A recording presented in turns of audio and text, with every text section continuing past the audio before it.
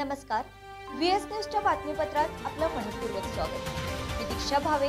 चला तर जाणून घेऊया अमरावती जिल्ह्यातील आजच्या महत्त्वाच्या बातमीविषयी. अमरावती से करीब 14 किलोमीटर दूर यवतमाल रोड पर दाभा गांव के करीब एक खेत में मजदूरी के रूप में MP से आया हुआ कुशवाहा परिवार अपनी 3 बेटियों और एक बेटे के साथ रहता है. माँ बाप तो अनपढ़ है, लेकिन उन्होंने अपनी तीनों बेटियों और बेटों को पढ़ाकर इस काबिल बनाया कि वे जिंदगी में कुछ मुकाम हासिल कर पाए. उन्हीं में से एक बेटी कृष्णा कुशवाहा ने हाल ही में CFF की परीक्षा पास की. अमरावती पीस फोरम हमेशा से ऐसे ही गुमनाम बच्चों को सत्कार करने के लिए, उनकी हौसला अफजाई करने के लिए उनके घर जाकर उनका सत्कार करता है, उनके माँ बाप का सत्कार करता है. इसी सिलसिले में हम सभी यहाँ पर दाभा में खेत में मौजूद उनके घर पर उनका सत्कार करने के लिए आए हुए हैं. आपको जो इतना सब कुछ जो आपने हासिल किया, यार रुकना नहीं जी.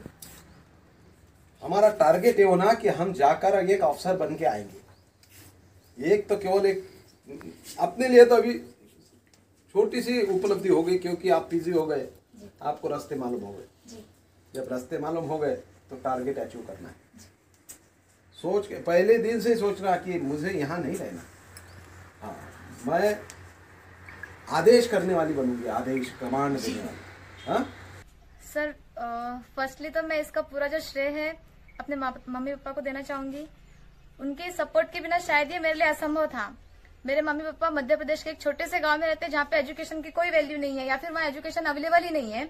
लेकिन उन्होंने हम तीनों को पढ़ाने के लिए ठानी नहीं सिर्फ, बल्कि उसके लिए उन्होंने क्रिया भी की. और वो यहाँ अमरावती में आए, यहाँ पर आके खुद वो खेती करते हैं. खुद उन्होंने कभी पढ़ाई नहीं की. उनको मतलब वो फर्स्ट क्लास में भी नहीं गए, लेकिन यहाँ पर वो खेती करते हुए उन्होंने अपनी सारी स्ट्रगल की और हमको पढ़ाया भी. हम भी साथ में उनके साथ खेत में काम करते थे और धीरे धीरे दोनों जन साथ में आपस में उनके सहयोग से हम लोग धीरे धीरे 10वीं पास हुई, 12वीं पास हुई. उसके बाद लगे तो एक बार डिसीजन भी लिया था कि शायद इसके आगे ना पढ़ पाए हम, लेकिन फिर भी उन्होंने सपोर्ट किया कि नहीं, थोड़ा थोड़ा हम करेंगे एडजस्ट, लेकिन आप पढ़ाई करो.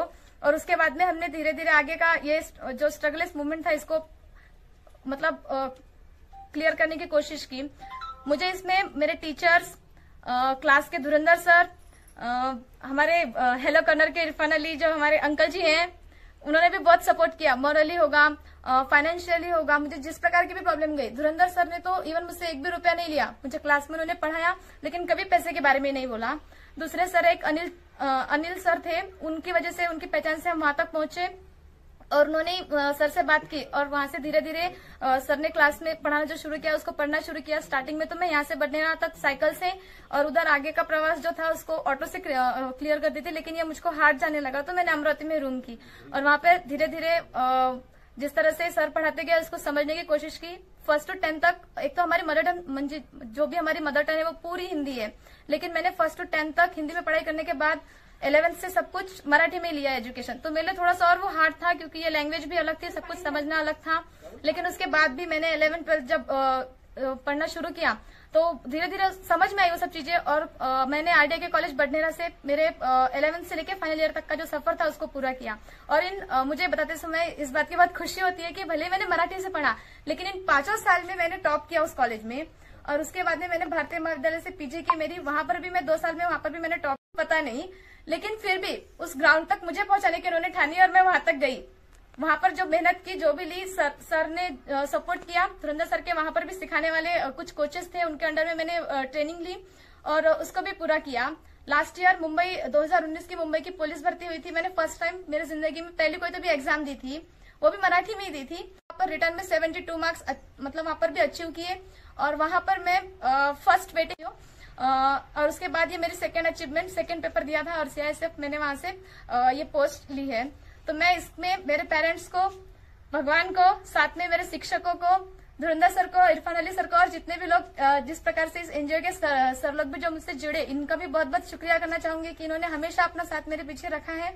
और इन सबसे बस इतनी ही मेरी दरख्वास्त रहेंगी कि हमेशा अपना जो आशीर्वाद है वो मुझ पर इसी तरह से बनाए रखें. तो आप लोगों ने देखा है, कृष्णा बिटिया, इसके माँ बाप निरक्षर है, दोनों भी पढ़े लिखे नहीं है, लेकिन उनके बावजूद आज इनकी तीनों बेटियों को उन्होंने पढ़ाया है, बेटे को पढ़ाया है और आज इस काबिल बनाया है कि इनके खानदान में आज तक कोई गवर्नमेंट सर्वेंट नहीं, लेकिन माँ बाप की कड़ी मेहनत के कारण आज इनकी बेटियों को पढ़ाकर वास्तव में इन्होंने अपने माता पिता होने का फर्ज पूरा किया.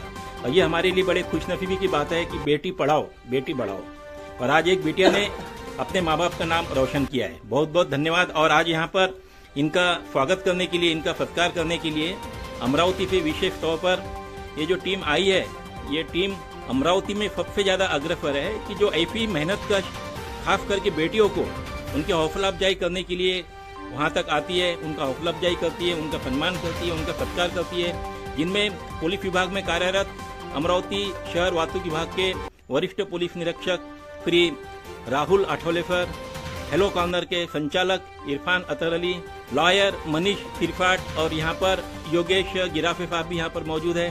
और मैं आप सभी के साथ सलीम मीरावाले यहाँ पर इस बच्ची का सत्कार करने के लिए आया हूँ। बहुत बहुत धन्यवाद। VS news Amravati.